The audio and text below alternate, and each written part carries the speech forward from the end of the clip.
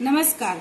आज हम कक्षा 11th का आरोह भाग 1 से पाठ 2 मियां नसरुद्दीन कृष्णा सोबती कृत पाठ्य पुस्तक के प्रश्न उत्तर देखेंगे। प्रश्न क्रमांक 1, मियां नसरुद्दीन को नानबाइयों का मसीहा क्यों कहा गया है?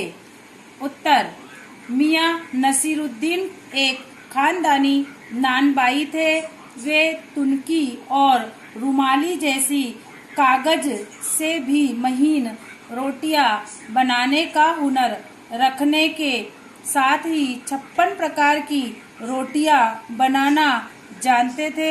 उनका मानना था कि रोटी बनाना भी एक कला हुनर है और वे स्वयं को इस कला का उस्ताद मानते थे।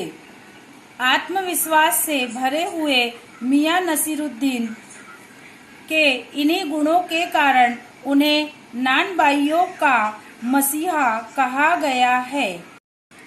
प्रश्न क्रमांक 2, लेखिका मियां नसीरुद्दीन के पास क्यों गई थी? उत्तर, लेखिका मियां नसीरुद्दीन के पास एक पत्रकार की हैसियत से गई थी। वह मियां नसीरुद्दीन की कारीगरी को बहुत बारीकी से जानना चाहती थी, जिसे प्रकाशित किया जा सके। इसलिए रोटियां खरीदने के बजाय उनसे कुछ प्रश्नों के उत्तर जानने चाहे। प्रश्न क्रमांक 3, बादशाह के नाम का प्रसंग आते ही लेखिका की बातों में मियां नसीरुद्दीन की दिलचस्पी क्यों कम होने लगी? उत्तर, बादशाह के नाम का प्रसंग आते ही मियां नसीरुद्दीन की रुचि लेखिका की बातों में इसलिए कम होने लगी क्योंकि इस प्रसंग के तथ्यों का उन्हें ठीक से ज्ञान नहीं था। उन्होंने ये सभी बातें अपने पूर्वजों से सिर्फ सुनी थी, जिस कारण लेखिका के इस प्रकार के प्रश्न को सुनकर मियां मुश्किल में पड़ गए थे। प्रश्न क्रमांक 4, मियां नसीरुद्दीन के चेहरे पर किसी दबे हुए अंधड़ के आसार देखकर यह मजमून न छेड़ने का फैसला किया।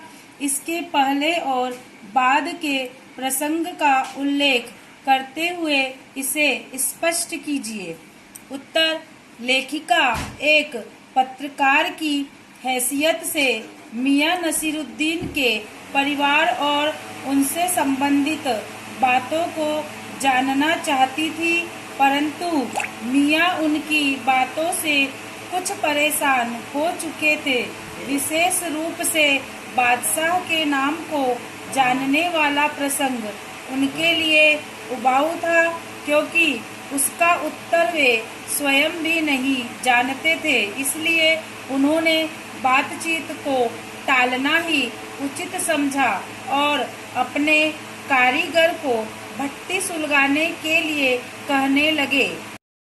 लेखिका उनके बेटे बेटियों के बारे में जानना चाहती थी, मगर मियां के चेहरे पर तनाव देखकर लेखिका ने प्रश्न से हटकर उनसे कारीगरों के बारे में पूछ लिया।